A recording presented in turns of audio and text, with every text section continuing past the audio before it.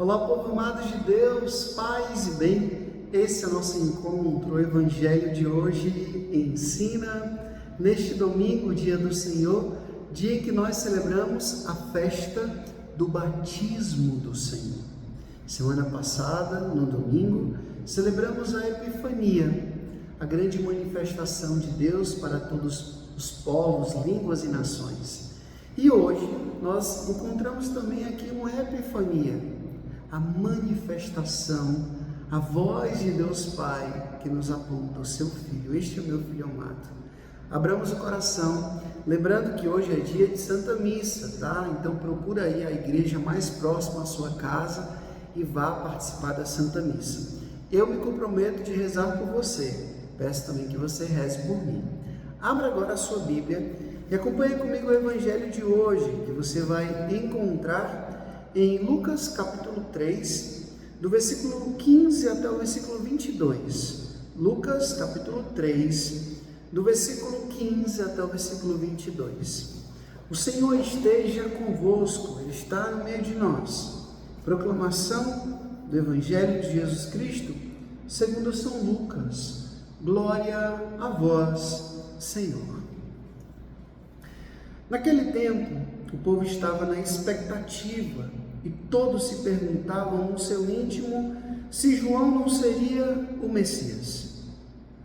Por isso João declarou a todos: eu vos batizo com água, mas virá aquele que é mais forte do que eu não sou digno de desamarrar a correia de suas sandálias.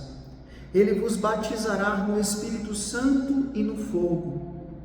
Quando todo o povo estava sendo batizado, Jesus também recebeu o batismo. E enquanto rezava, o céu se abriu e o Espírito Santo desceu sobre Jesus em forma visível, como pomba.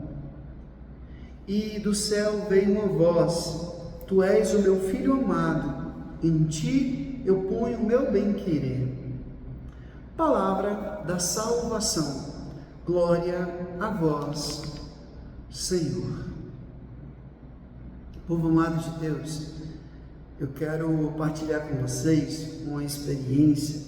Para mim é quase que impossível celebrar a festa do batismo do Senhor e não lembrar da aula de sacramento, quando nós estávamos estudando.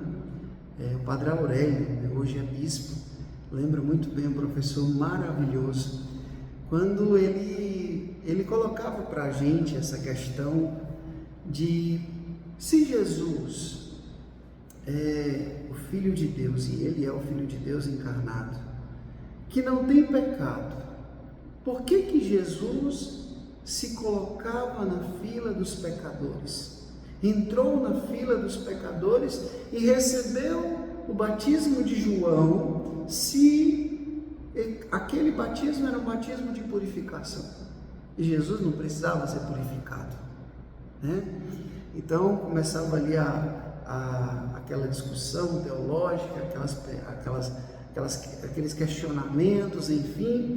E eu me lembro muito bem que a gente refletia e compreendia que Jesus, mesmo sem ter pecado, ele se põe na fila dos pecadores para receber o batismo de João Batista, e João Batista questiona, né?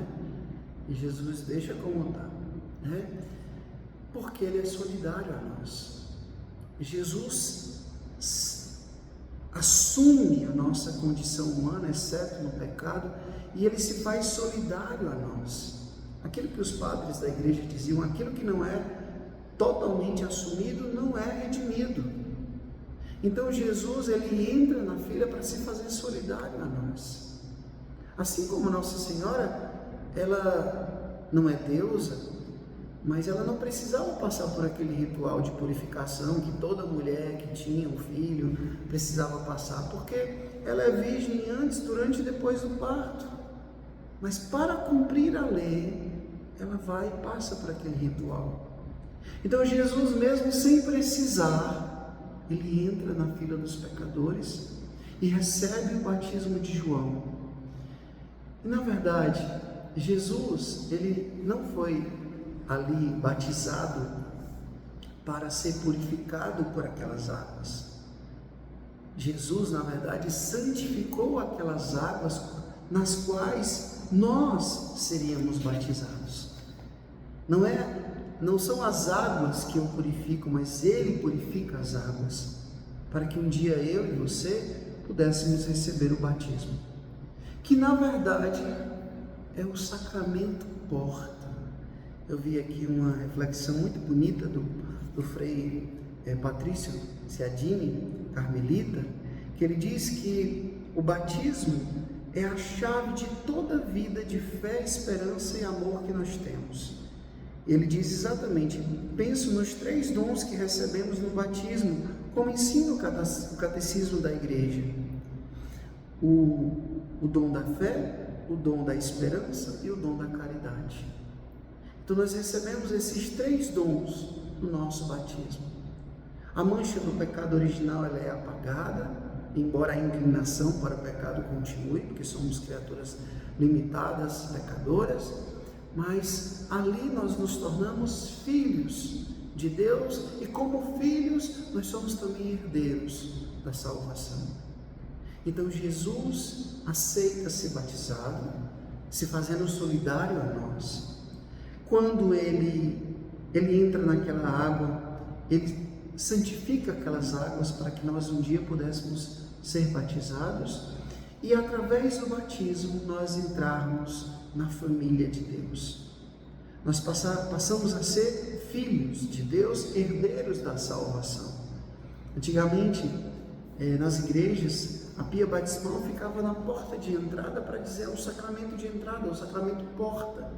É o primeiro sacramento que nós recebemos para poder receber os outros. E eu, particularmente, meu povo, eu fico pensando que, não sei se por uma má catequese, pela questão dos batismos de massa, né? Depois que o imperador se tornou cristão, todo mundo tinha que ser cristão praticamente. Houve um grande esfriamento lá no início do cristianismo, tanto que muitos homens e mulheres que queriam viver a radicalidade da fé foram para o deserto, foram lá para o deserto, viver o seu batismo de um jeito mais sério, mais profundo.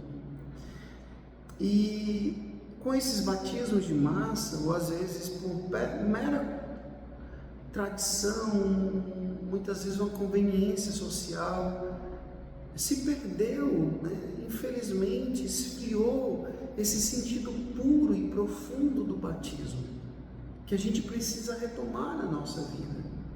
Veja, no início do cristianismo, aceitar ser batizado, aceitar seguir Jesus, era sinônimo de que a qualquer momento você poderia ser morto, ser martirizado.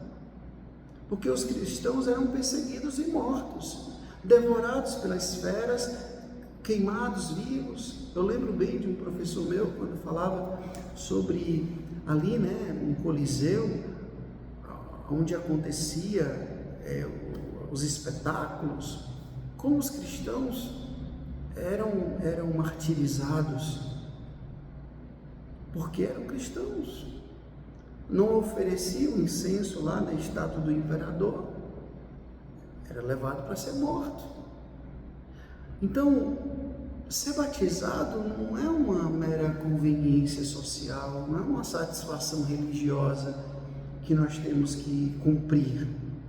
Não dá mais para ser batizado por uma tradição somente, mas por uma convicção. Eu sei, você pai, você mãe que quer batizar o seu filho porque você sabe que é o melhor para ele, continue e faça isso. Mas não esqueça que o batismo não é mágica.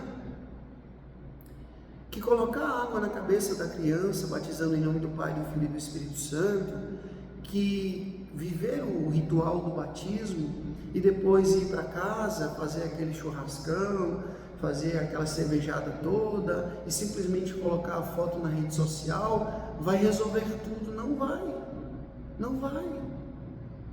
Aquela semente da fé que foi lançada no coração daquela criança tem que ser regada, tem que ser cultivada, tem que ser podada. Os pais e os padrinhos são segundos pais. Não é simplesmente ali para fazer cena na foto, não. É um compromisso. É ensinar a criança a rezar, é ensinar a criança a amar as coisas de Deus. A gente ensina as crianças essas dancinhas de TikTok, a gente ensina as nossas crianças coisinhas engraçadas, às vezes até vulgares. As nossas crianças que muitas vezes gostam dessas músicas muito erotizadas, de desenhos animados, de gritaria, de violência, mas às vezes a gente não ensina as nossas crianças a gostar das coisas santas. Então o batismo que a gente recebeu, esse grande presente de Deus, esse grande dom de Deus, vai ficando dentro de nós. O Espírito Santo que a gente recebeu no batismo vai ficando dentro de nós e não age como poderia agir. Por isso que São Paulo diz: não contristeis o Espírito Santo. Ou seja, não deixe o Espírito Santo triste, porque a missão do Espírito Santo é nos santificar. Então, meus irmãos, minhas irmãs, vivamos o nosso batismo, testemunhemos o nosso batismo, se preciso for com lágrimas, suor, sangue, mas vamos dar testemunho de verdadeiros batizados. O Senhor esteja convosco, Ele está no meio de nós. Que Deus Todo-Poderoso vos abençoe, Ele que é Pai, Filho e Espírito Santo. Deus nos deu o céu, paz e bem. Até amanhã, se Deus quiser.